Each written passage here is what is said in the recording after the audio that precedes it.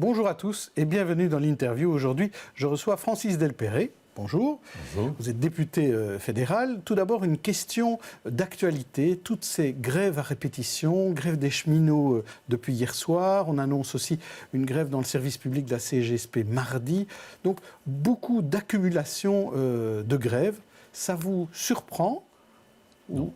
Le climat social est très mauvais. Depuis 2 ans, le climat social est très mauvais. Et des notions aussi fondamentales que la concertation. La concertation, c'est même un élément essentiel de la vie sociale. Elle est vraiment passée sous silence, elle est oubliée, elle est même méconnue. Ou bien c'est le gouvernement qui dit d'emblée, vous savez, la pension est à 67 ans. Voilà. Maintenant, venez autour de la table, on va parler des modalités ou des particularités. Mettez-vous à la place des organisations, qu'elles soient patronales ou syndicales, c'est effectivement un très mauvais message. Ou bien, les patrons et les syndicats se mettent d'accord, l'accord doit être repris en compte par le gouvernement, et le gouvernement dit non, je prends ceci, je ne prends pas ça, je modalise l'accord qui est intervenu. Tout ça n'est pas évidemment très encourageant, et ça se retrouve évidemment à un moment donné dans la rue. Mais ici, on parle de service public, oui, en tout cas pour les cheminots, pour la fonction publique avec la CGSP. Est-ce que ça veut dire que le gouvernement maltraite les services publics? C'est pour ça qu'il y a ces réactions? Ça, c'est un élément supplémentaire. C'est que, manifestement, le gouvernement a pris des politiques qui sont des politiques d'austérité, en disant, ben voilà, on ne remplace plus autant de personnes, on ne recrute pas pour combler les trous dans la fonction publique. En plus de cela, dépenses de fonctionnement rabotées. Les services publics, vous en parlez, les administrations, mais on voit exactement le même problème, d'ailleurs, dans le domaine de la justice. Donc vous couvrez les manifestations inopinées ou spontanées? Non, je comprends les mouvements sociaux, et je dis que ce n'est pas surprenant, compte tenu des 2 années que nous venons de vivre. Maintenant, le droit de grève est un droit, et je dirais même un droit constitutionnel, c'est important, mais le droit de grève doit aussi se développer dans des conditions qui, par exemple, sont celles du préavis, d'une négociation préalable, etc., etc. Alors, vous êtes professeur, en tout cas, vous professeur émérite maintenant. Aujourd'hui, il y a quand même des problèmes en pleine période d'examen et de blocus pour aller jusqu'à l'endroit où on doit passer ces examens. Les étudiants, la fédération des étudiants demande un peu de compréhension de la part des universités et des écoles supérieures et de la part des professeurs. Est-ce qu'il faut de la mansuétude dans ces cas-là? Je me mets à la place de l'étudiant qui est en période de blocus, comme on dit, et même de période d'examen proprement dit. J'allais dire, à ce moment-là, chaque minute compte. Il y a la dernière page à relire, c'est toujours la dernière page sur laquelle on va être interrogé. Il y a la dernière coupe qu'il faut faire dans une faculté de médecine. Il y a une dernière expérience peut-être à revoir, le mémoire à peaufiner. Et c'est à ce moment-là que je me dis, comment vais-je arriver sur les lieux de l'examen? Est-ce que je vais prendre une voiture, un code, je dois m'arranger avec d'autres, etc. C'est vraiment malvenu, j'allais dire, en période d'examen. Les professeurs vont-ils faire preuve de mansuétude? Ça dépendra sans doute de chacun. Vous savez que les examens écrits, par exemple, ne laissent pas beaucoup de place à ce genre de sentiments.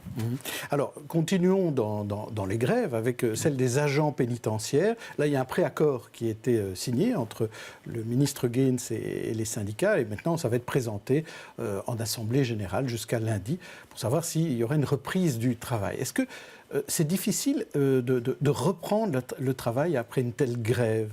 Est-ce que vous êtes plutôt optimiste, vous, après avoir vu ces 4 semaines de grève?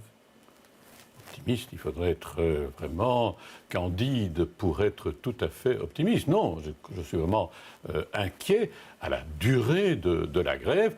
En plus de ça, dans des situations qui sont celles des prisons, par exemple des prisons bruxelloises, où chacun sait que les conditions de vie, ce n'est pas un scoop que j'annonce ici, elles sont indécentes, sur le plan de la salubrité, sur le plan de la sécurité. Je ne sais pas si vous avez vu Forêt ou Saint-Gilles ces derniers temps, c'est innommable. Alors, la reprise du travail, vous savez, le problème c'est n'est jamais de faire grève, hein, c'est toujours de la finir.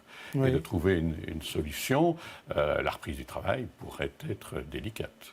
Mais est-ce que vous trouvez que les propositions, en tout cas ce que l'on en sait, les propositions Gaines sont suffisantes, devraient être approuvées? Elles sont encourageantes dans la mesure où elles laissent entendre que les cadres du personnel pourraient être en tout cas mieux remplis qu'ils ne le sont aujourd'hui. Et alors, il y a les magistrats aussi qui parlent de grève. Ils ont envoyé une lettre un peu comminatoire au ministre Gaines, disant, voilà, vous devez, nous vous attendons sur telle thématique qui nous intéresse, et si vous ne rencontrez pas nos demandes, nous ferons grève début juin. Et grève chez les magistrats, ça veut dire reporter après les vacances judiciaires toutes les affaires.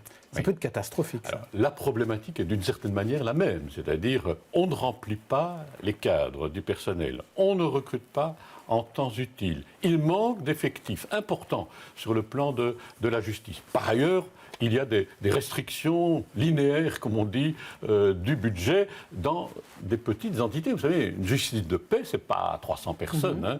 Donc, et c'est délocalisé en plus de cela. Donc les problèmes se vivent, je dirais, au quotidien.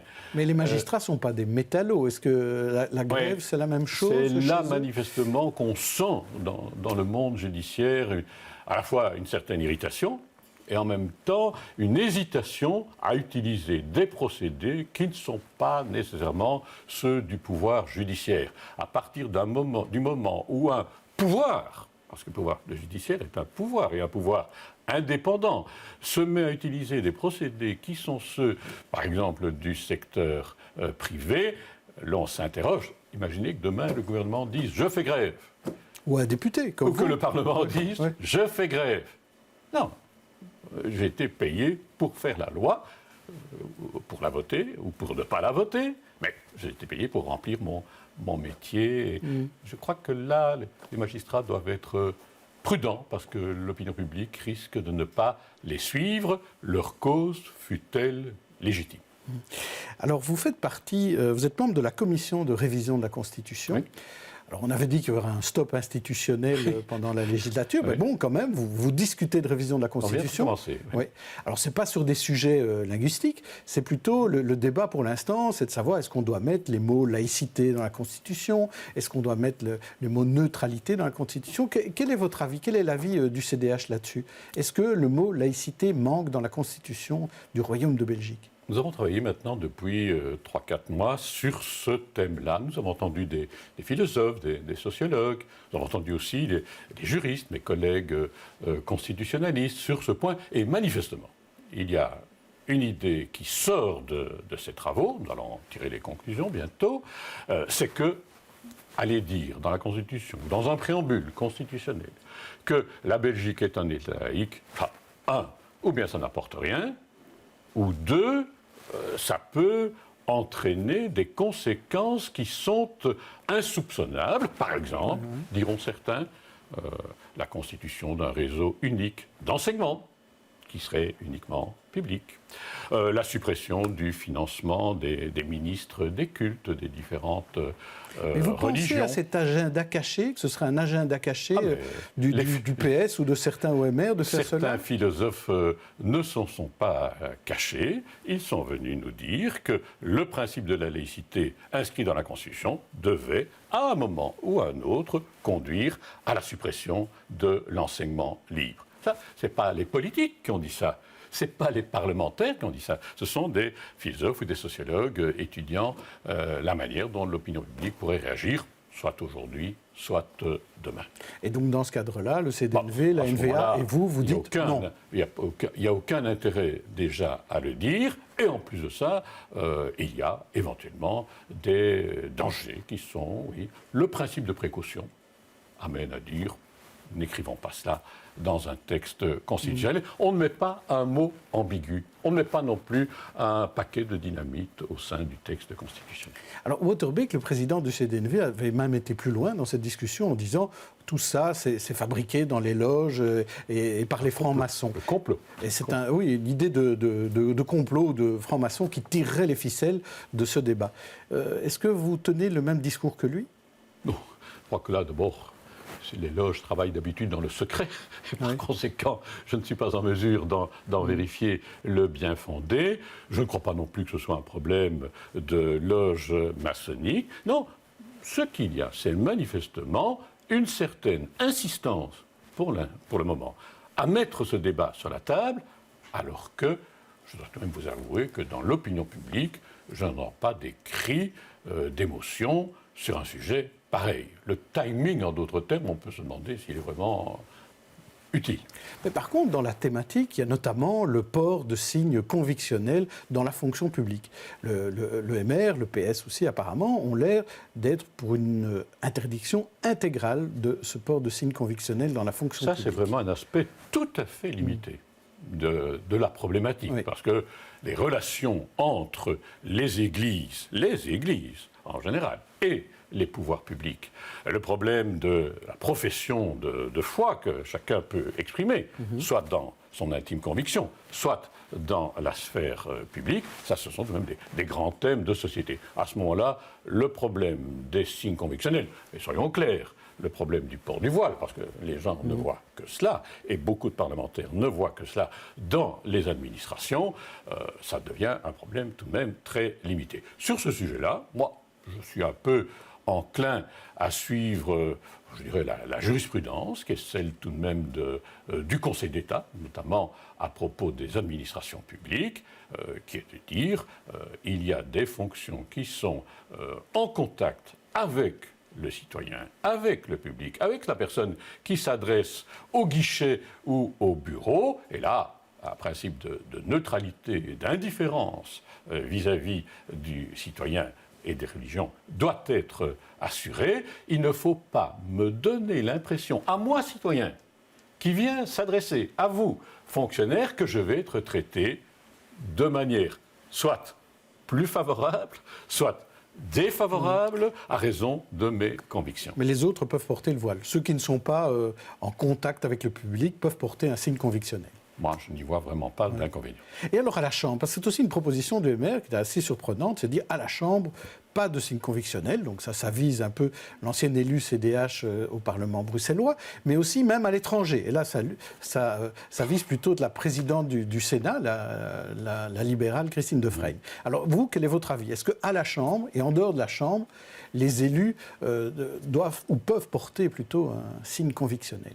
Je ferai tout de même la distinction entre, d'une part, le député de base, ou le sénateur de base, ou l'élu, tout simplement, de base. Vous savez, là, qui le choisit? C'est vous, c'est moi. Ce sont les électeurs qui font leur choix et ils savent bien que je porte le voile ou je ne porte pas le voile. Ça, c'est la liberté du citoyen. Je représente Francis la Delperret, nation. pourquoi vous vous êtes au CDH et avant vous étiez au PC Je n'ai jamais été au PC. Oui, moi, je suis en politique depuis 10 ans. Vous êtes arrivé au moment du CDH, pardon. Après. Voilà. Et pourquoi vous ne portez pas de signe convictionnel? Parce que finalement, vous avez décidé à un moment donné de ne pas porter de signe convictionnel. Oui, mais ça, chacun va réagir en fonction de ses conceptions. J'ai tendance à croire que je peux porter des signes convictionnels et je porterai des signes convictionnels si je vais dans un lieu de culte ou si je vais dans une réunion de type philosophique ou religieux. Pour le reste, je ne crois pas, me sens pas du tout obligé d'aller porter ni des signes convictionnels, ni d'ailleurs d'autres signes. Moi, je ne me promène pas au Parlement avec un insigne politique. De la même manière. Même si beaucoup de mes collègues le font. Je ne mets pas un insigne syndical. Je ne mets pas un insigne du Rotary. Je ne mets pas des... Mais sur l'idée d'obliger ou d'empêcher, là, vous préférez qu'on laisse la liberté. Exactement. Et dans le cas de Christine Defraigne, donc à l'extérieur, à l'étranger, une femme qui représente le Sénat, qui a dû porter le voile en Iran. Je suis souvent dans les pays arabes et je respecte là, comme citoyen ou peut-être aussi comme parlementaire, un certain nombre de règles, parce que ce sont les règles de la vie sociale. En Iran, et dans le cas de Christine Defraigne, là les choses changeaient tout de même un petit peu, parce que d'abord, ce n'est pas un parlementaire moyen, c'est président de la Haute Assemblée, comme on dit, sénatoriale, et en même temps tenir un discours qui, en quelque sorte, va valoriser le pays qui reçoit. Il me semble que ça va tout de même bien au-delà de la courtoisie. Merci Francis Delperrey, et vous retrouverez Stéphanie Meyer demain pour une autre interview.